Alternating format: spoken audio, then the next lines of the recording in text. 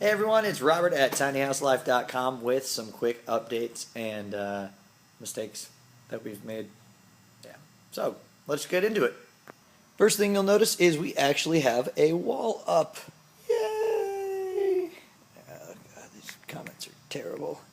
Anyway, so we stood up our main wall. We actually have all of the rest of the walls done except for the longest one on the side.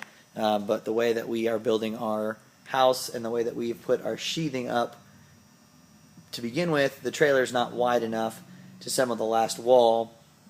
So we got some people over to help us do that. We walk around here. You can see some of our other walls that are assembled.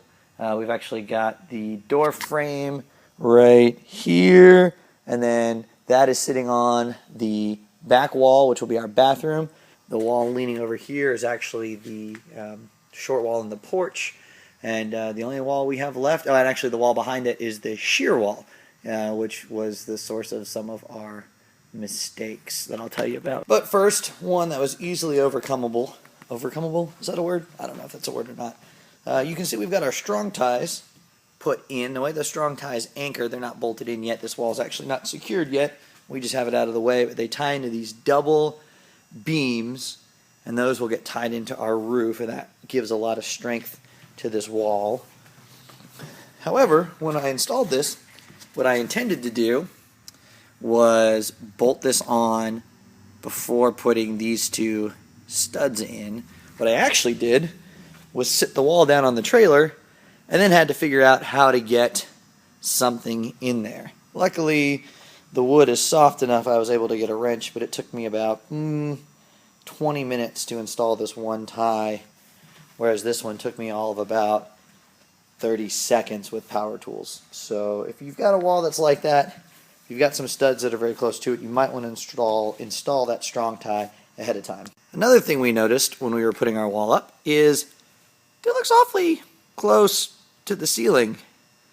So we actually took some measurements, and our door here, that is, well, it was 13 foot 8 inches. The house is supposed to be 13.6. Actually, that door is 11 foot 6. So yeah, we're going to be putting the roof on outside. I don't know where 13.8 came from. I swear I measured it twice, but it's definitely not tall enough. So we're going to put the walls on the house, and we'll have to hang the roof on outside. Another issue we ran into is if you follow these blue lines that we chalked down, those mark the base plates of our walls.